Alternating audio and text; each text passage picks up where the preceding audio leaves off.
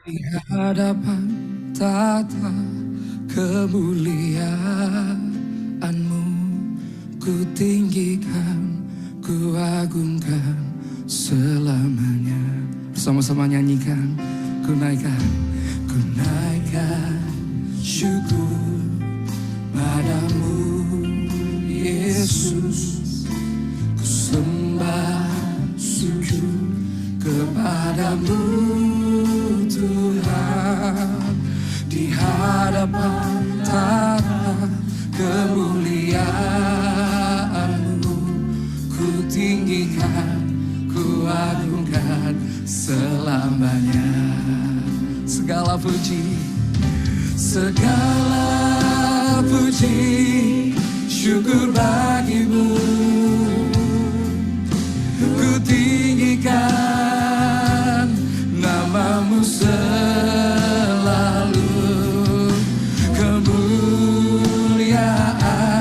hanya bagimu. Terpujilah namamu.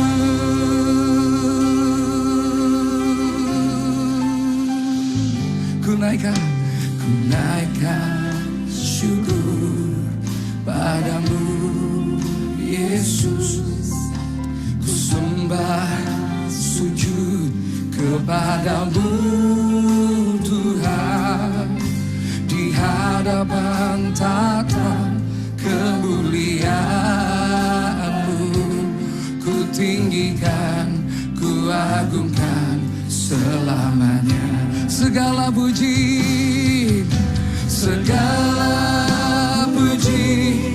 syukur bagimu. Ku tinggikan namamu selalu. Kemuliaan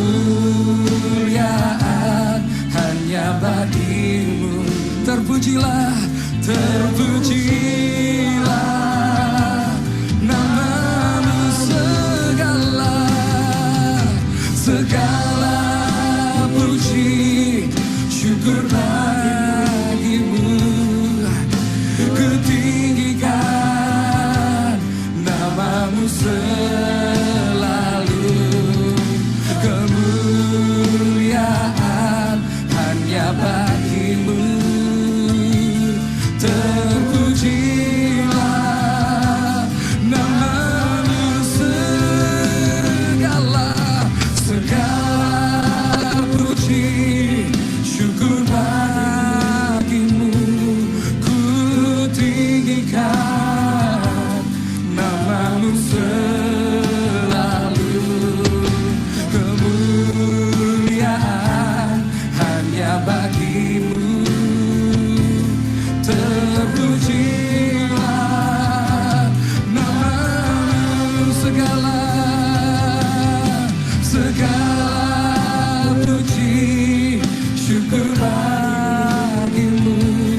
Ku tinggikan namamu selalu. Kemuliaan hanya bagimu. Yeah. Terpujilah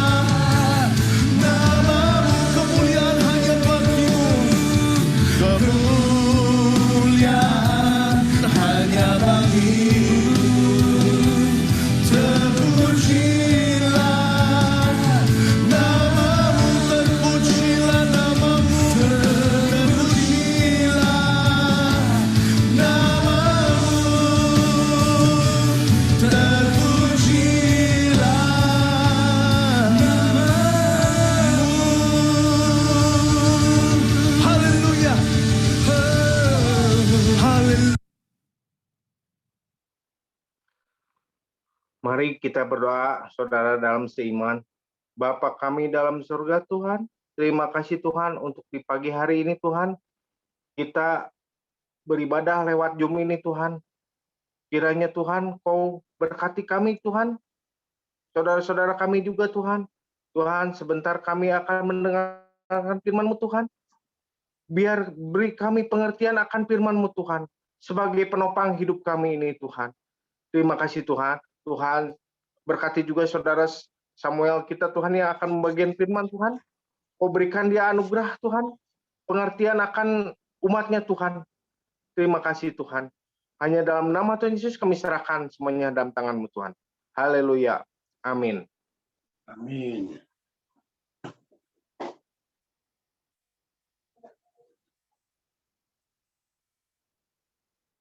Ya, puji Tuhan. Kita akan kembali belajar firman Tuhan.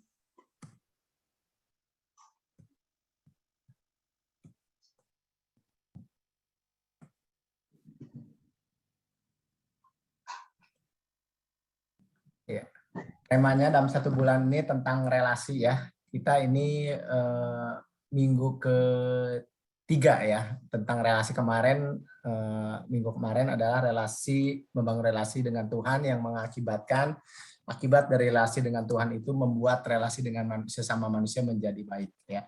Ini pelajarannya gampang tapi prakteknya tidak mudah ya, karena perlu diusahakan, perlu diupayakan, perlu disadarkan terhadap semua karakter kita ya.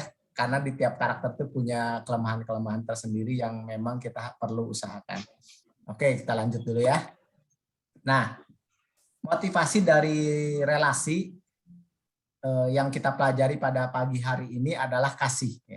Kenapa kita berelasi? Sebagai anak-anak Tuhan harus punya pondasi, punya dasar yang kokoh. Ya, jadi ada banyak orang punya relasi dengan punya motivasi yang berbeda. Misalnya, orang berelasi tujuannya adalah supaya mencari keuntungan. Orang menjalin relasi supaya saya diberikan bantuan. Misalnya saya membangun relasi supaya apa? Supaya orang bisa ditipu. Misalnya ada kan banyak hal yang seperti demikian. Nah, namun di dalam kekristenan adalah bagaimana seseorang membangun relasi itu harus didasarkan oleh kasih. Artinya apa? Ketika kita membangun relasi ada satu ketulusan, ada sebuah kemurnian di dalam hati yang didasari oleh kasih Kristus. Ya. Bagaimana kasih yang membuat? Ini ada feedback dari Pak Heri. Oke. Motivasi dari relasi ini harus dibangun karena kasih Kristus. Supaya apa? Supaya tujuan kita ketika berelasi dengan sesama itu punya kemurnian. Ketika orang tidak membalas, kita tidak lagi marah, tidak lagi kesal. Karena apa? Karena memang kita berelasi dengan tujuan yang murni, yaitu kasih. Nah, tentunya kalau kita membuat relasi dengan kasih, itu tujuan terakhirnya adalah supaya kita menjadi saksi Kristus. Ya. Di dalam Matius 22 ayat 37 dikatakan, kasihilah Tuhan Allahmu dengan segenap hatimu, dan dengan segenap jiwamu, dan dengan segenap akal budimu. Dan hukum yang kedua, yang sama dengan itu ialah kasihilah sesama manusia seperti dirimu sendiri. Perhatikan ayat 39 kalimat. Dan hukum yang kedua yang sama dengan itu. Artinya apa? Yang sama derajatnya dengan kasihilah Tuhan Allahmu. Jadi mengasihi sesama dengan mengasihi Tuhan itu Matius katakan itu satu derajat, satu nilai. Jadi orang tidak bisa bicara bahwa saya mengasihi Tuhan, hanya mengasihi Tuhan. Tetapi harus kedua-duanya. Karena apa? Karena dua hukum ini satu nilai, satu derajat. Jadi tidak bisa memilih salah satu. Harus dua-duanya dijalankan. Ya, karena ada banyak orang beranggapan bahwa mengasihi manusia levelnya lebih rendah daripada mengasihi Tuhan. Itu sangat salah. Karena firman Tuhan dikatakan, dan hukum yang kedua yang sama dengan itu. Artinya yang punya nilai yang sama, punya bobot yang sama, punya kebenaran yang sama. Ya, oke ya, clear ya. Ini saya nggak perlu bahas. Andreas kemarin tema kemarin kita sudah bahas yang yang dibuat presentasinya oleh Andreas. Dengan berelasi kita memperkenalkan Tuhan kita Yesus. Tujuannya nanti bisa seperti itu. Kalau sampai ya, kita akan bisa menjadi terang dan garam dunia. Nah, bagaimana awal-awal kita berelasi? Tentunya bagi yang bertemperamen sanguin, misalnya yang punya temperamen sanguin kayak Richard, Hendra, itu tidak terlalu kesulitan karena kemanapun senyum, ya, kemanapun mudah menyapa, kemanapun mudah memberikan salam. Makanya kalau dilihat orang-orang yang punya temperamen ini temennya banyak, ya. Karena apa? Karena di dalam temperamen itu punya kelebihan-kelebihan tersendiri, ya. Kadang-kadang orang nggak kenal duduk di sebelah. Kalau orang yang temperamen sanguin bisa kenalan, ya, bisa gimana, nggak tahu mulainya dari mana, pokoknya menjadi kenal, ya, ya, jadi kenal aja. Sebentar ya, sebentar. Lebih baik Pak Heri pakai ini WhatsApp, bisa nggak?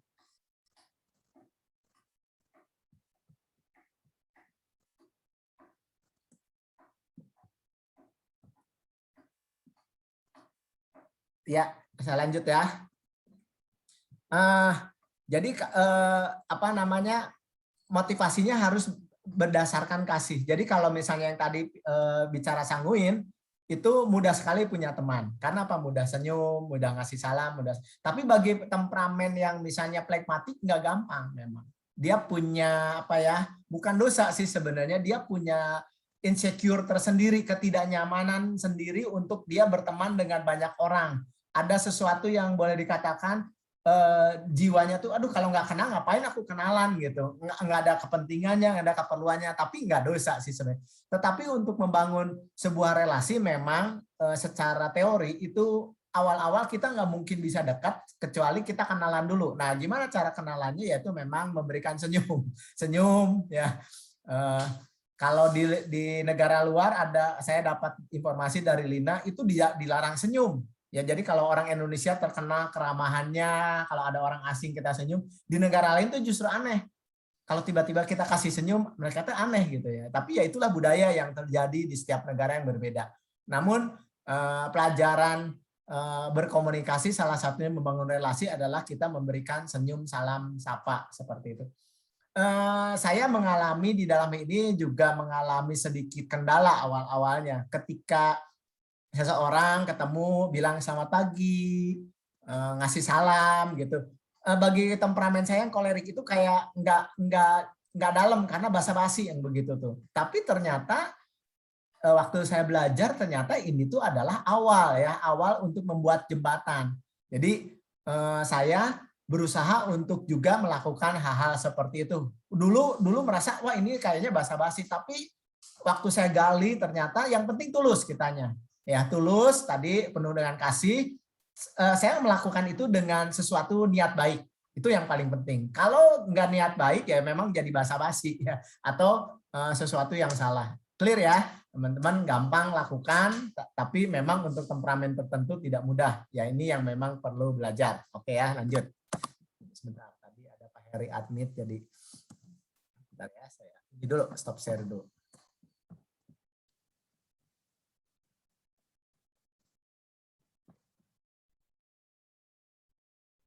Oke, sebentar saya share screen lagi.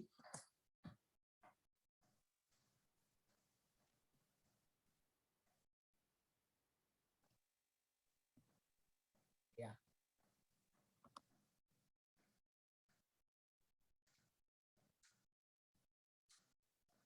Nah, relasi, kita akan belajar sebuah relasi yang berkualitas itu dibangun oleh 4 hal ya. Pada pagi hari ini kita belajar dari firman Tuhan.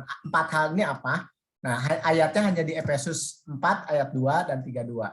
Dikatakan, hendaklah kamu selalu rendah hati, lemah lembut dan sabar, tunjukkanlah kasihmu dalam hal saling membantu. Tetapi hendaklah kamu ramah seorang terhadap yang lain, penuh kasih mesra, dan saling mengampuni, sebagaimana Allah di dalam Kristus telah mengampuni kamu juga. Ya. Oke.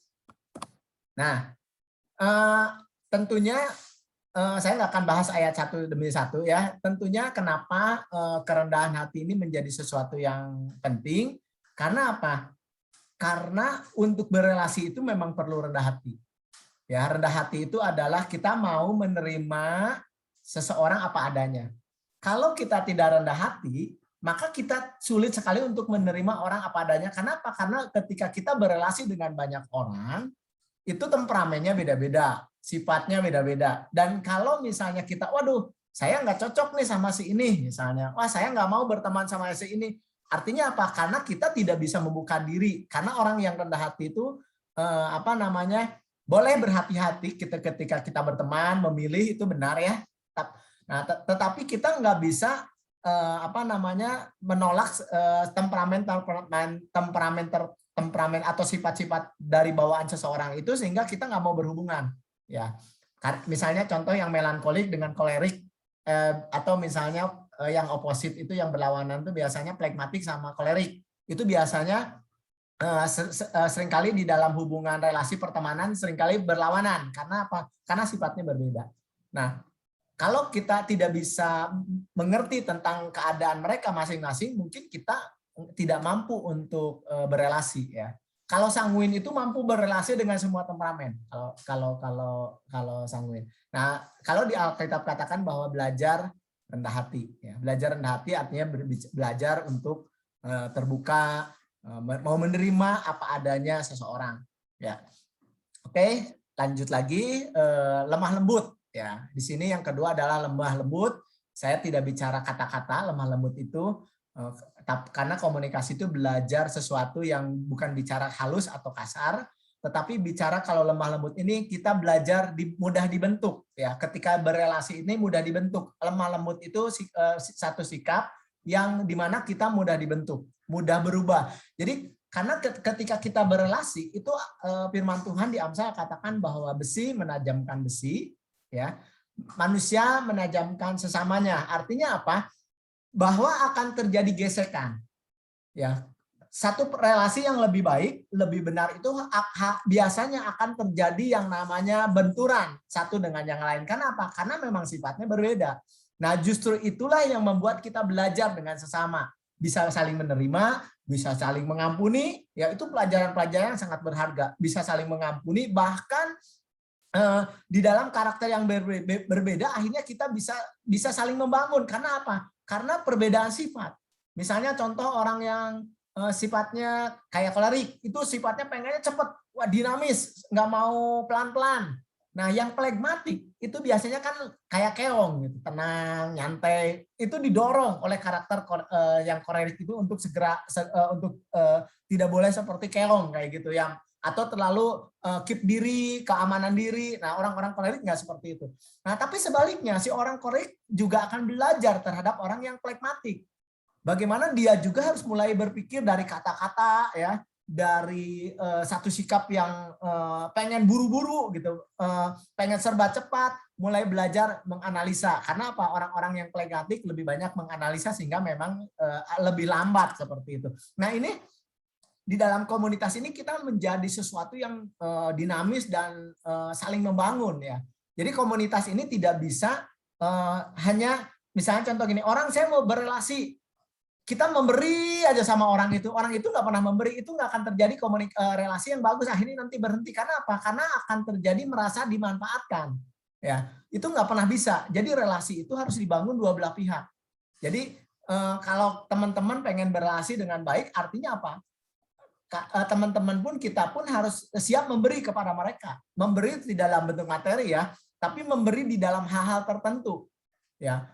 Tapi kalau misalnya ada orang, saya mau berelasi, orang relasi cuma kita tuh hanya ngasih terus ya, itu akan satu sisi terjadi satu stagnan di dalam relasi lebih lanjut. Karena apa? Karena yang satu pengennya menerima, yang satu yang memberi pun akan kecapean sendiri gitu ya. Ya itu cukup penting ya. Jadi kita belajar kalau mau berelasi tujuannya adalah untuk kita punya kata saling ya. Saling artinya dua belah pihak punya sumbangsih. Begitupun di gereja dalam berelasi di dalam komunitas. Tentunya kita akan betah di dalam sebuah relasi yang saling ada kata saling ya. Misalnya para penatua dia akan memberikan satu advice, memberikan boleh dikatakan kebenaran firman Tuhan, dari jemaat punya respon. Yaitu salah satunya rajin, misalnya salah satunya rajin ibadah, terus kedua responnya adalah ketika diminta pelayanan mau membantu ya. Kalau ada dalam tanda kutip ya, bukan nyindir, kalau ada doa ikutan berperan serta kalau punya waktu. Nah, itu tuh komunitas yang bagus ya. Karena apa? Karena dengan seperti itu relasi itu terbangun. Tapi kalau kita di dalam satu pelayanan, dalam satu gereja cuma dengar firman Tuhan, udah gitu teman-teman nggak pernah, teman-teman atau siapapun nggak pernah punya satu kata saling, itu nggak kalau saya bilang nggak nice ya. Ya di Patmos mungkin ini yang perlu juga dibangun. Karena apa? Karena saya melihat hampir nggak semua boleh dikatakan belum salingnya itu belum terjalin secara lebih bagus dan memang perlu ditingkatkan. Oke, lanjut ya. Ya. Oke. Itu kan kata lemah lembut ini asal katanya adalah praos, artinya bersedia menerima keterbatasan, kesulitan yang ada, artinya memang mudah dibentuk. Kita mau menerima seseorang apa adanya ya. Rendah hati artinya memiliki hati yang sadar bahwa di balik semua kelebihan dia tetap tidak memiliki apa-apa, artinya punya satu sikap yang memang rendah hati. Nah, rendah hati ini tidak bisa kita bilang, oh saya udah rendah hati, saya mau rendah hati, nggak bisa. Rendah hati itu orang lain yang lihat.